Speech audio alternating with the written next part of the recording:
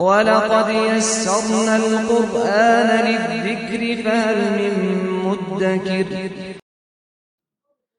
الحمدللہ رب العالمین والصلاة والسلام علی سید المرسلین وعلی آلہ وصحبہ اجمعین. سبحان اللہ وبحمدہ سبحان اللہ العظیم. رب اشرح لی صدری ویسر لی امری واحلل عقدۃ من لسانی یفقہوا قولی. صدق اللہ العظیم. عزیزان گرامی، آج ہم سورہ نساء کے دوسرے سیشن میں انشاءاللہ، جو میں نے ابتدائی آپ کے سامنے اجمالی خاکہ رکھا تھا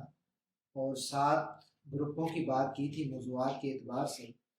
انشاءاللہ ہم کوشش کریں گے کہ جو بقیہ حصہ ہے اس کا ہم آج کے اس سیشن میں احاطہ کر سکیں. تو آیت نمبر 34 سے آج کی ہم گفتگو کا آغاز کریں گے. اللہ تبارک و تعالیٰ اس آیت مبارکہ میں فرما رہے ہیں، بسم اللہ الرحمن الرحیم. الرجال قوامون علی النساء بما فضل اللہ بعضهم علی بعض وبما انفقوا من اموالهم والصالحات قانتات حافظات للغیب بما حفظ اللہ واللاتی تخافون نشوزهن فعظوهن واہجروهن في المضاجع واضربوهن فإن أطعنكم فلا تبغوا عليهن سبيلا إن الله كان عليا كبيرا. اللہ تبارک و تعالیٰ فرما رہے ہیں کہ مرد عورتوں پر قوام ہیں اس بنا پر اللہ نے ان میں سے ایک کو دوسرے پر فضیلت دی، اور اس بنا پر کہ مرد اپنے مال خرچ کرتے ہیں، بس جو صالح عورتیں ہیں وہ اطاعت شعار ہوتی ہیں اور مردوں کے پیچھے اللہ کی حفاظت اور نگرانی میں ان کے حقوق کا تحفظ کرتی ہیں، ان کے حقوق کی حفاظت کرتی ہیں. اور جن عورتوں سے تمہیں سرکشی کا اندیشہ ہو تو انہیں سمجھاؤ، خوابگاہوں میں ان سے علیحدہ رہو اور مارو. پھر اگر وہ تمہاری مطیع ہو جائیں تو خام خواہ ان پر دست درازی کے لیے بہانے تلاش نہ کرو. یقین رکھو کہ اوپر اللہ موجود ہے جو بڑا اور بالا تر ہے، اور تم لوگوں کو کہیں میاں اور بیوی کے تعلقات بگڑنے کا اندیشہ ہو تو ایک حکم مرد کے رشتہ داروں میں سے اور ایک عورت کے رشتہ داروں میں سے مقرر کرو. وہ دونوں اصلاح کرنا چاہیں گے تو اللہ ان کے درمیان موافقت کی صورت پیدا کر دے گا. اللہ سب کچھ جانتا اور باخبر ہے. تو اس آیت مبارکہ میں شوہر اور بیوی کے درمیان جو مقام و مرتبے کی حیثیت ہے اس کو واضح کیا گیا ہے. بات یہاں پر یہ جو کی گئی ہے کہ مرد کو عورت پر فضیلت دی گئی ہے، اس کو قوام بنا دیا گیا ہے. اس میں یہ جو فضیلت دی گئی ہے، یہ جو شرف حاصل ہے، یہ کوئی کرامت اور کوئی ایسی عزت نہیں ہے کہ جس کو عام ہمارے معاشرے میں اس کے معنی پہنائے جاتے ہیں، بلکہ یہ اس معنی میں ہے کہ ایک صنف ہے، یعنی کہ مرد، جس کو اللہ تبارک و تعالیٰ نے طبعاً بعض ایسی خصوصیات اور قوتیں عطا کی ہیں جو دوسری صنف، یعنی صنف جو عورت ہے، اس کو وہ صلاحیت اور وہ استعداد اور وہ قوت نہیں دی. تو اس اعتبار سے یا دی ہے تو وہ کم دی ہے. تو اس اعتبار سے اس پورے خاندانی نظام میں مرد کو قوام ہونے کی اہلیت دی گئی ہے، اور عورت جو ہے فطرتاً ایسی بنائی گئی ہے کہ اسے خاندانی زندگی مرد کی جو ہے وہ حفاظت کرنی ہے، خبر گیری کرنی ہے، اور اس کے تحت رہ کر کام کرنا ہے، اپنی ذمہ داری کو جو ہے وہ ادا کرنا ہے. کیونکہ معاشی ذمہ داری جو ہے وہ مرد پر ڈالی گئی ہے، مرد کو سربراہ بنایا گیا ہے، اور عورت بحیثیت وزیر اپنا رول ادا کرے گی.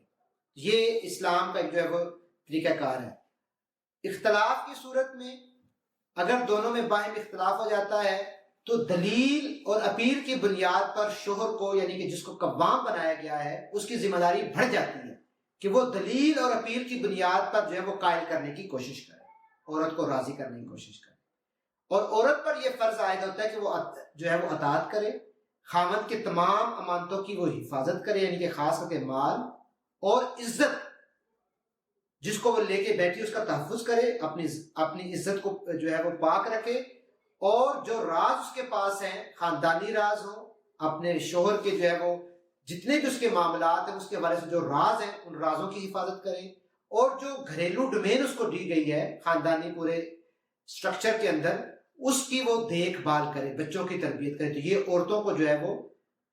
یہ ذمہ داری آئی تھی، ان کی صلاحیت کے اعتبار سے، ان کی فطری میلانات کے اعتبار سے، رجحانات کے اعتبار سے، ان کی قوت اور استعداد کے حساب سے۔ تو اگر اس کے باوجود اختلاف ہو جائے، پہلی بات یہ کہ اختلاف کی حوصلہ شکنی کی گئی ہے کہ اس رشتے میں اختلاف کم سے کم ہونا چاہیے۔ جتنا اعتماد، جتنا باہمی تعاون کا رویہ اختیار کیا جائے گا، اتنا اس رشتے میں حسن بھی قائم ہوگا اور بہتر طریق جو ہے وہ زندگی آگے بڑھے گی اور آسانیاں ہوں گی۔ لیکن اگر اختلاف ہو جائے تو پھر دونوں خاندانوں کے بزرگوں کو یہ ذمہ داری دی گئی ہے کہ وہ مصالحت کا کردار ادا کریں، سر جوڑ کر بیٹھیں اور اپنی حتی المقدور کوشش کریں کہ یہ رشتہ قائم رہے، یہ بکھرے نہ، ٹوٹے نہ، منتشر نہ ہو اور خاندانی نظام کا شرارہ نہ بکھرے۔ تو ان کو تحفظ کرنا چاہیے، نہ کہ عموماً ہمارے معاشرے میں ہوتا ہے کہ پیچھے جو دونوں خاندانوں کی طرف سے جو بزرگ ہوتے ہیں وہ طیش میں آ کر ایسے فیصلے کرتے ہیں اور اشتعال انگیزی کرتے ہیں، چاہے وہ بھائی کا رشتہ ہو، والد کا رشتہ ہو، والدہ کا رشتہ ہو، دیگر عزیز و اقربا ہو، خاندان کے دیگر جو کمپوننٹس ہیں۔ تو وہ بجائے اس اختلافی صورتحال میں اگر میاں بیوی کے درمیان کیفیت برپا ہو گئی ہے تو اس کو جوڑنے کی بجائے وہ مزید توڑنے کی کوشش کرتے، تو یہ چیز نہیں ہونی چاہیے۔ پھر یہاں پر جو دو باتیں کی گئی ان کی تشریح ضروری ہے۔ ایک بات کی گئی، اگر عورت اطاعت نہیں کر رہی یا مرد کو فالو نہیں کر رہی اور مرد کے حقوق کا تحفظ نہیں کر رہی اور خاندانی ڈسپلن کو قائم نہیں رکھ رہی تو مرد کو یہ کہا گیا ہے، دو نصیحتیں کی گئی۔ ایک، وَاهْجُرُوهُنَّ کہ خواب گاہوں میں ان سے تم علیحدہ ہو جائے، پہلی یہ کوشش کرو۔ خواب گاہ یہ سمجھ لیجیے، اب یہ ایسا نقطہ ہے کہ جس میں ہماری ظاہر بات ہے بہنیں بھی اس کو سن رہی ہوں گی اور یہاں پر آپ بھائی بھی موجود ہیں، تو اس حقیقت جو شریعت ہے وہ حقیقت پر مبنی ہے اور فطرت پر مبنی ہے اور فطری بات کرتی ہے۔ تو یہ اس چیز کو سمجھنا بڑا ضروری ہے کہ اللہ تبارک و تعالیٰ جس طرف یہاں پر اشارہ کر رہے ہیں، خواب گاہ بہرحال ایک ایسی چیز ہے جہاں عورت اپنی فطری کشش کی وجہ سے مرد کو دھوکہ دے سکتی ہے اور اپنی اس جو ہے وہ کشش کی بنیاد پر اپنے حکم کو منوا سکتی ہے۔ اس ایک خاص کیفیت کے اندر مرد جو ہے اپنی خواہش کا اسیر ہوتا ہے، نفسانی خواہش کی بنیاد پر، اور ہم نے دیکھا ہے بڑی بڑی جنگیں جو ہیں اس میں عورت ہتھیار کے طور پر استعمال ہوتی ہے، بڑی بڑی جنگوں میں۔ کیوں کہ اس کو یہ جو ہے وہ جو چیز دی گئی ہے اس میں یہ جو کشش موجود ہے اس کو استعمال کیا جاتا ہے، اور مرد کی اس جو خواہشانی جو اس کی نفسانی خواہش ہے اس کو بے قابو کر کے اس سے وہ کام لیے جاتے ہیں کہ جو اصولاً عام اس کیفیت میں وہ نہیں فیصلے کرتا۔ تو اس لیے مرد اپنی اس خواہش پر، اس کیفیت میں قابو پا کر اس فطری جو کشش ہے اس کا مقابلہ کر کے عورت جو اس ہتھیار کو استعمال کرتی ہے اس کو استعمال، اگر ایسی جو ہے وہ اختلافی کیفیت ہو جائے تو اس ایک خاص دائرے میں مرد اپنے اوپر کنٹرول کر کے اس چیز کو اس کو ایک تھریڈ کے طور پہ استعمال کر سکتا ہے، اختلافی صورتحال میں، عمومی کیفیت میں نہیں کہا جا رہا۔ دوسری جو چیز ہے وہ کہا کہ اس کو مارو۔ اب یہاں پر بھی جو مارنے کا حکم آیا یہ کوئی سزا دینا مقصود نہیں ہے کہ عورت کو جو ہے وہ ڈنڈا لے کر اس کو جو ہے وہ مارا جائے، یا آپ کو غصہ آ گیا ہے تو آپ اس غصے کا جو ہے وہ نکالنے کے لیے عورت کو استعمال کریں، اس کے اوپر جو ہے وہ تان و تشنیع بھی کریں اور ہتھیار اٹھائیں یا جو ہے وہ ڈنڈا اٹھا لیں یہاں پر، اور نہ یہاں پر عورت کی تذلیل اور توہین اور تحقیر مطلوب ہے۔ ایسی کوئی چیز یہاں پر دین اسلام میں، اس لیے عورت کو تو محترم کہا گیا ہے، لیکن یہی بات ہے کہ جو خاندان کا ادارہ ہے یہ اپنی حیثیت سے بڑا محترم ہے۔ زوجین کا جو تعلق ہے، شیطان جو ہے، شیطان اس کا محبوب مشغلہ یہ ہے کہ اس میاں بیوی کے رشتے میں جو ہے وہ دراڑ ڈالے، اور وہ اپنے جو ہے وہ جو اس کے کارندے ہیں ان کو جو روزانہ کی بنیاد پہ ٹاسک دیتا ہے، اور یہ اس کے حوالے سے پوری نظم بھی موجود ہے اور اس کے حوالے سے حدیث میں بھی نشاندہی کی گئی ہے، وہ جو روزانہ کی بنیاد پر ٹاسک دیتا ہے اور پھر رپورٹ لیتا ہے، جو اس کا کرندہ یہ رپورٹ لے کے آئے کہ میں نے آج فلاں میاں بیوی کے درمیان جو ہے وہ دراڑ ڈال دی، تو وہ کہتا ہے تم نے سب سے بہتر کام کیا ہے۔ تو اللہ تبارک و تعالیٰ اس رشتے کا جو ہے وہ تاکہ یہ فساد برپا نہ ہو، توڑ پھوڑ نہ ہو، انتشار نہ پھیلے، خرابی نہ ہو، خرابی آگے پروان نہ چڑھے، تو اس لیے اس کا سدباب مختلف طریقوں سے کرنے کی کوشش کی جائے. ٹھیک، تو یہ چیز جو ہے اس چیز کو سمجھنے کی ضرورت ہے. تو یہاں پر اس آیت مبارکہ میں جو ہے وہ جو باتیں کی گئی وہ میں نے آپ کے سامنے رکھ دی. پھر اللہ تبارک و تعالیٰ نے آیت نمبر 41 اور 42 کے اندر نبی کریم صلی اللہ علیہ وسلم کے حوالے سے ایک بات کی گئی اور مجموعی طور پر ہمیں مخاطب بھی کیا گیا،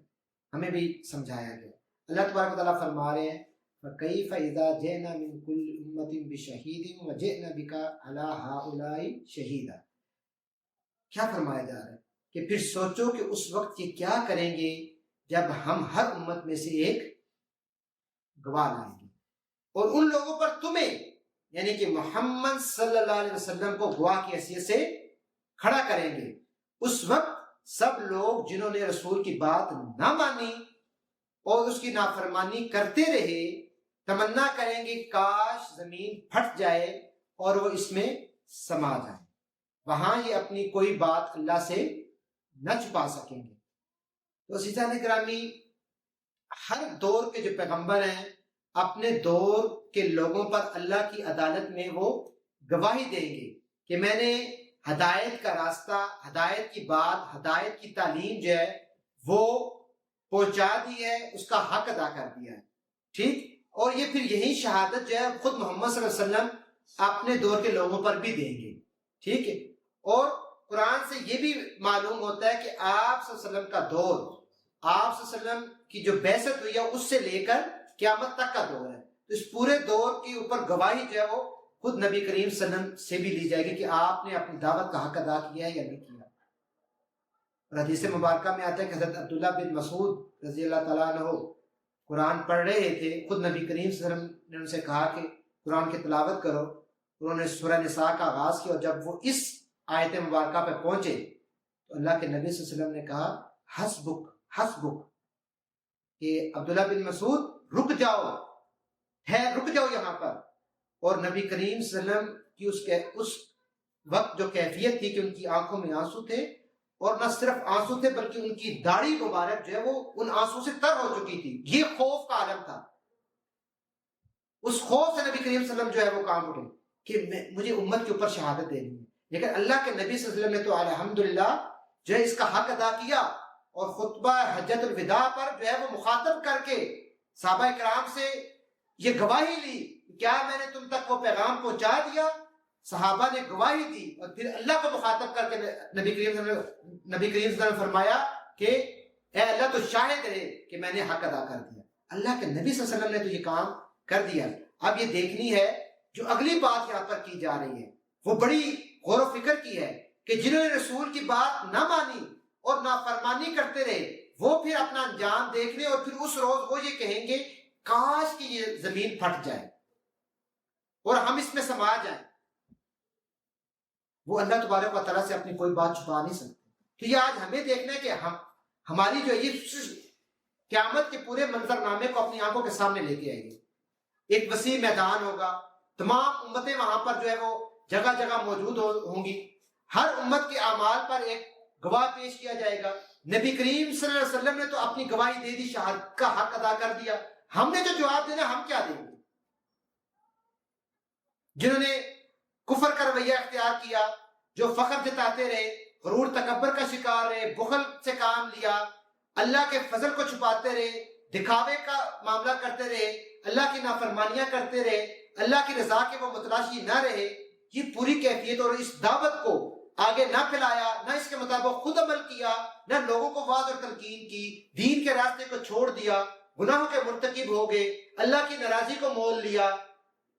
گناہوں کا ارتکاب کرتے چلے گئے، خرافات میں اپنے آپ کو مبتلا کر دیا. آج ہم اپنے عمل کو دیکھیں، ہم اس روز پھر کیا جواب دیں گے؟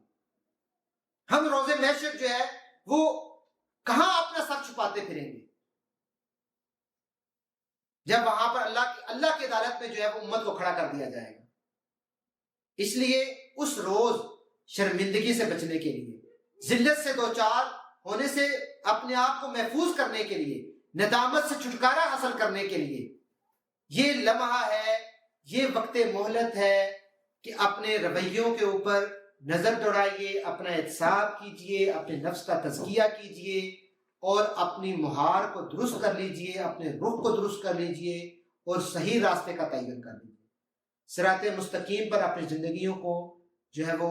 چلائیے، دوڑائیے اور اس درست راستے کی طرف اپنی جو ہے وہ زندگی کے رخ کو کر لیجیے۔ یہ چیز سوچنے والی بات ہے۔ پھر اللہ تبارک و تعالیٰ آگے چل کر آیت نمبر 58 میں فرما رہے ہیں کہ ان اللہ یأمرکم ان تؤدوا الامانات الی اہلھا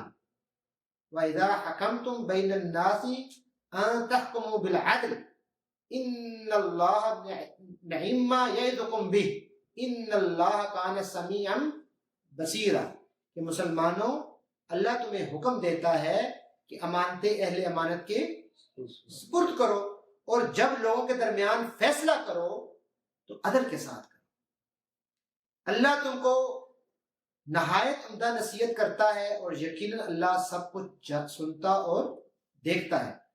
بنی اسرائیل، اس سے پہلے ہم ذکر کر چکے ہیں، سن چکے ہیں کہ بنی اسرائیل کو معذور کیا گیا، وہ خرافات میں مبتلا ہو گئے، انہوں نے حکم عدولی کی۔ تو بنی اسرائیل کی بنیادی غلطیوں میں سے ایک بڑی غلطی یہ تھی کہ جب وہ انحطاط کا شکار تھے، اس انحطاط کے دور میں انہوں نے اپنی اجتماعی امانتیں جو ہے وہ نااہل لوگوں کے سپرد کر دی، ان مذہبی پیشواؤں کے سپرد کر دی جو اہلیت نہیں رکھتے تھے، جو معاشرتی نظام چلانے کے اہل نہیں تھے، وہ کرپٹ تھے، وہ عدل کا نظام قائم نہیں رکھتے تھے، وہ مساوات سے کام نہیں لیتے تھے، نہ انصافی کرتے تھے۔ یہ بنی اسرائیل کی بنیادی غلطیوں میں سے تھی۔ اسی لیے جو ہے وہ اللہ تبارک و تعالیٰ جو ہے وہ یہ فرما رہے ہیں کہ اگر تم برے لوگوں کو قیادت کے منصب پر لے کے آؤ گے تو پھر ساری قوم تباہ ہو جائے گی، ساری قوم خراب ہو جائے گی۔ جب نااہل، کم ظرف، بد اخلاق، بد دیانت، بدکار لوگ جو ہے وہ تمہارے اوپر حکمرانی کریں گے تو یہ اس کا تم نتیجہ پھر خود دیکھ لو۔ نتیجہ وہ بنی اسرائیل بھی تباہ حال ہوئی اور تم بھی جو ہے وہ تباہ حال ہو گئے، کیونکہ ان کے نظام کی جو روح تھی وہ انصاف سے جو ہے وہ خالی ہو گئی۔ قوم جو شخصی مفادات تھے وہ قومی مفادات پر جو ہے وہ غالب آ گئے اور صریحاً ہٹ دھرمی کا مظاہرہ شروع کر دیا گیا اور انصاف کا گلا گھوڑ دیا گیا، انصاف پر کے نظام پر ضرب لگا دی گئی اور انصاف کے نظام پر ضرب لگاتے ہوئے ذرا بھی انہوں نے تعامل نہ کیا۔ تو آج ہم ذرا نظر دوڑائیں، کیا بینی یہ کیفیت نہیں ہے؟ آج ہمارے نظام کو چلانے والے جو لوگ ہیں وہ کیا انصاف کی بنیاد پر اور عدل کی بنیاد پر فیصلے کر رہے ہیں؟ کیا وہ اخلاق کے اعلیٰ قدروں کی پاسداری کرتے ہیں؟ کیا وہ اللہ کے حقوق کا تحفظ کرتے ہیں؟ کیا وہ مظلوم کے ساتھ کھڑے ہوتے ہیں؟ کیا وہ انصاف کی بات کرتے ہیں؟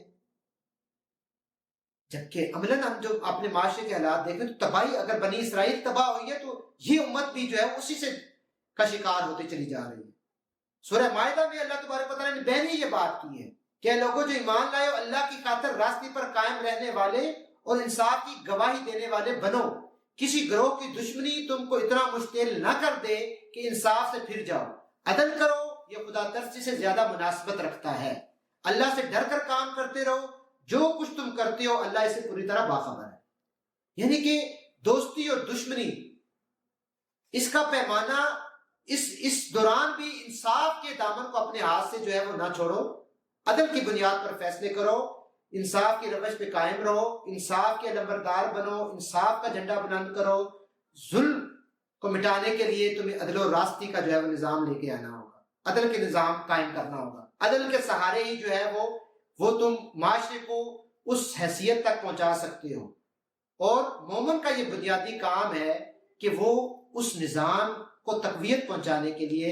اس نظام کو قائم کرنے کے لیے جو ہے وہ کوشش کرے۔ پھر اللہ تبارک و تعالیٰ آیت نمبر 142 اور 143 میں فرما رہے ہیں کہ ان المنافقین یخادعون اللہ وهو خادعهم واذا قاموا الى الصلاة قاموا کسالى۔ بات سنیے، یراؤون الناس ولا یذکرون اللہ الا قلیلا، یہ منافق اللہ کے ساتھ دھوکے بازی کر رہے ہیں، حالانکہ در حقیقت اللہ نے انہیں دھوکے میں ڈال رکھا ہے۔ یہ خود اپنے آپ کو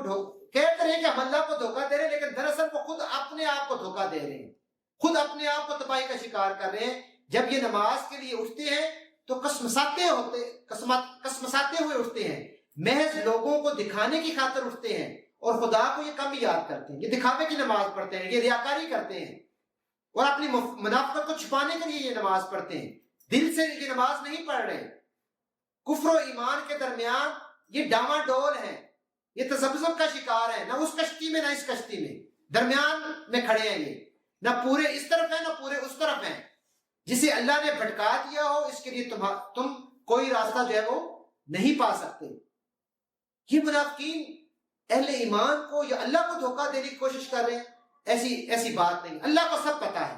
اللہ تعالیٰ تو تمہاری نیتوں کے حال کو جانتا ہے، تمہارے دلوں کے اندر پنپنے والے ہر خیال کو وہ جانتا ہے، اور جو تم نے ابھی نہیں سوچا، جو آئندہ سوچو گے اس کو بھی وہ جانتا ہے کہ تم آگے کیا سوچنے جا رہے ہو۔ وہ اس حد تک تمہاری ہر جو ہے وہ رمز کو جانتا ہے، تم اس کو دھوکہ دے رہے ہو۔ اللہ کو تم دھوکہ نہیں دے سکتے۔ اور پھر جو یہاں پر کیفیت منافق کی بات کی کہ منافق پر جو ہے نماز بڑی بھاری ہے۔ آج ہم ذرا اپنا جائزہ لیں، ہماری نمازوں کی کیا حالت ہے، ہماری نمازوں کی کیا کیفیت ہے، جبکہ یہاں پر بتایا جا رہا ہے کہ سچے مومن اور اہل ایمان میں اور منافق اور کافر کے درمیان یہ ممیز ہے، یہ تمیز کرتی ہے، یہ فرق کرتی ہے نماز، کہ سچا مومن تو ذوق و شوق کے ساتھ نماز پڑھتا ہے، دلچسپی کے ساتھ مسجد جاتا ہے، اور وقت سے پہلے مسجد میں پہنچتا ہے، اور جب نماز سے فارغ ہوتا ہے تو پھر بھی مسجد میں زیادہ سے زیادہ دیر ٹھہرنے کی کوشش کرتا ہے، وہ دلچسپی رکھتا ہے۔ اس سے پہلے بھی ہم یہ بات سمجھ چکے ہیں، میں نے آپ کے سامنے یہ بات رکھی تھی کہ مساجد میں اور اللہ کے گھروں کو احترام دینا اور ذوق و شوق کے ساتھ ان کا اہتمام کرنا یہ ضروری ہے۔ لیکن آج ہماری کیفیت کیا ہے کہ مسجدوں کا انتظام تو بڑی دور کی بات، ہم خود نماز بڑی مشکل سے پڑھنے جاتے ہیں، اور جو ہے بس جاتے ہیں اور نکل آتے ہیں، اور نماز میں بھی وہ خشوع و خضوع جو ہے وہ نہیں ہے۔ اس لیے دیکھنے کی ضرورت ہے کہ ہماری نماز میں دلچسپی جو ہے وہ کیا ہے، کیونکہ جب منافق اذان کی آواز سنتا ہے تو اس کی جان پر بڑھ جاتی ہے، بڑی یار پھر نماز کا ٹائم آ گیا، اور ہونے تو پڑھ کے آئے ہیں، ٹھیک یہی باتیں ہمارے معاشرے میں ہوتی ہیں نا۔ اور پھر دکھاوے کے لیے، ریاکاری کے لیے دل پہ بڑا جبر کر کے، بڑا اپنے آپ کو مشکل میں ڈال کے کھینچ تان کے جو ہے وہ لے جاتا ہے، چلے یار اب ظاہری بات ہم جہاں پہ رہ رہے لوگ یہ کہیں گے یہ کیا ہے بھائی، نماز بھی نہیں پڑھتا۔ اس چیز سے بچنے کے لیے وہ چلا جاتا ہے۔ اور اس وقت جو صورتحال تھی کہ کیونکہ یہ لازم و ملزوم، یہ تو ممکن ہی نہیں تھا کہ کوئی نماز نہ پڑھے، اس لیے بہت سارے منافقین نماز پڑھ رہے ہوتے تھے، تو ان کی بھی جو ہے وہ نشاندہی کی گئی ہے، ان کے اندر کی کیفیت کو بیان کیا گیا۔ اس لیے جو ہے وہ ہماری جو حرکات و سکنات ہوتی ہیں وہ یہ ظاہر کرتی ہیں کہ ہم جو ہے وہ خدا کی طرف کتنی رغبت رکھتے ہیں، خدا کے ساتھ کتنا تعلق رکھتے ہیں۔ اس لیے اس چیز کو جو ہے وہ بڑی غور سے سنیے، یہ بڑی اہم باتیں ہیں جو اللہ تبارک و تعالیٰ جو ہے نا یہاں پر ہمارے سامنے رکھ رہے ہیں۔ اللہ تعالیٰ ہم سب کو جو ہے وہ عمل کی توفیق عطا فرمائے، اور ان چیزوں پر جو ہے وہ غور و فکر ہمیں کرتے رہنا چاہیے۔ اور نماز خاص کر کے نماز وہ چیز ہے جو اللہ کے ساتھ تعلق کو جو ہے وہ مضبوط بناتی ہے۔ آپ جب رب کے ساتھ مضبوط تعلق پہ استوار ہو جائیں گے تو انشاءاللہ آپ دیکھیں گے کہ آپ کی زندگی میں جو ہے وہ خیر و برکت جو ہے وہ بدرجہ اتم آ جائے گی، اور آپ کی زندگی جو ہے وہ پرسکون ہو جائے گی، اور ہم سب جو ہے وہ حقیقتاً جو ہے وہ سکون کے جو ہے وہ متلاشی ہیں۔ کس کے متلاشی ہیں؟ سکون کے متلاشی ہیں۔ اس لیے سکون اگر ہمیں چاہیے تو یہ اسی راستے میں ہے، نماز میں ہے، اللہ کے دین کے کاموں میں ہے، دعوت کے ابلاغ میں ہے، اچھی محافل میں جانے سے، اچھے صحبت میں بیٹھنے سے، اچھی گفتگو کرنے سے، خیر کی محفلوں میں بیٹھنے سے، یہ اس سے دلی سکون، قلبی سکون میسر آتا ہے۔ اور جس کو آج دنیا اتنا پیسہ انویسٹ کر رہی ہے کہ مجھے سکون مل جائے، یہ پیسے سے سکون نہیں آتا۔ اس بیماری کا علاج جو ہے نا، نہ کوئی کسی ڈاکٹر کے پاس ہے، نہ بڑے سے بڑے کسی لینڈ لارڈ کے پاس ہے، نہ کسی حکمران کے پاس ہے۔ اس کا علاج جو ہے وہ صراط المستقیم بھی ہے یا نہیں جی؟ اس لیے اس چیز پہ توجہ دیجیے۔ اور آخر میں اللہ تبارک و تعالیٰ آیت نمبر 144، 145 اور 144 میں فرما رہے ہیں، ایک فارمولہ دے رہے ہیں کہ اے لوگوں جو ایمان لائے ہو، مومنوں کو چھوڑ کر کافروں کو اپنا رفیق نہ بناؤ، کیا تم چاہتی ہو کہ اللہ کو اپنے خلاف صریح حجت دے دو؟ یقین جانو کہ منافق جہنم کے سب سے نیچے طبقے میں جائیں گے اور تم کسی کو ان کا مددگار نہ پاؤ گے، البتہ جو ان میں سے تائب ہو جائیں اور اپنے طرز عمل کی اصلاح کر لیں اور اللہ کا دامن تھام لیں اور اپنے دین کو اللہ کے لیے خالص کر لیں، ایسے لوگ مومنوں کے ساتھ ہیں اور اللہ مومنوں کو ضرور اجر عظیم جو ہے وہ دے گا۔ یہاں پر جو ہے وہ پہلی بات جو کی گئی ہے کہ منافقین کو، کفار کو، اور ایک اور جگہ پر یہود و نصارہ کو بتایا گیا کہ اپنا دوست نہ بناؤ، رفیق نہ بناؤ، دوستی ان کے ساتھ نہ کرو، ان کے ساتھ محبتوں کی پینگیں نہ استوار کرو۔ دیکھیں اس میں ایک چیز جو ہے سمجھ لیجئے کہ عمومی طور پر انسانوں کے ساتھ تعلقات میں بندنا یا لین دین کا معاملہ کرنا، تجارت کرنا یا ریاستی تعلقات، ایک مسلمان ریاست کی ایک کافر ریاست کے ساتھ تجارتی تعلقات قائم کرنے میں کوئی ممانعت نہیں ہے، اس سے دین منع نہیں کرتا، ٹھیک، لیکن یہاں پر دوستی کی بات ہوئی ہے۔ اور دوست بندہ کس کو بناتا ہے؟ جگری دوست کس کو بناتا ہے؟ جگری دوست جس سے آپ متاثر ہوتے ہیں اور جس کو آپ متاثر کرتے ہیں اور آپ اس تعلق میں بنتے ہیں، پھر اس کے اثرات آپ پر ہوتے ہیں، آپ کے ساتھ اس پر ہوتے ہیں۔ تو یہ جو کیفیت ہے نا کہ آپ ان کو جگری دوست نہ بناؤ، ان کے جو نظریات ہیں، ان کی جو اقدار ہیں، ان کے جو طور اطوار ہیں، ان کے جو معاشرتی اصول و ضوابط ہیں، وہ تم اختیار نہ کرو، ان کے تمدنی طور طریقوں کو تم اختیار نہ کرو۔ تمہیں اللہ تبارک و تعالیٰ نے ایک اپنا دین دیا ہے، ایک معاشرتی طور طریقے دیے ہیں، تمہارا ایک اپنا نظریہ ہے، تمہارے اپنے رسوم و رواج ہیں، تم ان کے رسوم و رواج کو اختیار کر کے اپنے آپ کو تباہی کی طرف نہ لے جاؤ، تم اپنی شناخت پہ کھڑے رہو، اپنی خودی کو قائم کرو، اپنے دین پر اعتماد کرو اور اپنے پاؤں پہ کھڑے ہو کر اس دنیا کی امامت کرو، بلکہ اس معاشرے کو بھی اپنے جلوہ میں لے کے آؤ، اس کی بنیاد پر ان کو بھی اپنے زیری کرو، ان پہ بھی اپنے اثرات کو جو ہے مرتب کرو۔ تو اس لیے یہاں پر جو ہے وہ دوستی کی بات ہو رہی ہے۔ پھر جو ہے توبہ کے حوالے سے بات ہوئی کہ اگر توبہ کریں گے اور اصلاح کر لیں گے، طرز عمل کو تبدیل کر لیں گے، تو پھر اللہ ان کا دامن تھام لیتا ہے اور دین کو اللہ کے لیے خالص کرنے کی بات کی گئی ہے کہ دین کو اللہ کے لیے خالص کر لو۔ جب خالص اللہ کے لیے آپ کام کریں گے تو اللہ تعالیٰ کہ ہاں وہ مقبول بھی ہوگا اور انشاءاللہ جو ہے وہ فلاح اس کی صورت میں ہمیں جو ہے وہ ہمارا مقدر ہوگی۔ اللہ تبارک و تعالیٰ مجھے اور آپ کو جو ہے وہ عمل کی توفیق عطا فرمائے۔ ربنا تقبل منا انک انت السمیع العلیم وآخر دعوانا الحمد للہ رب العالمین۔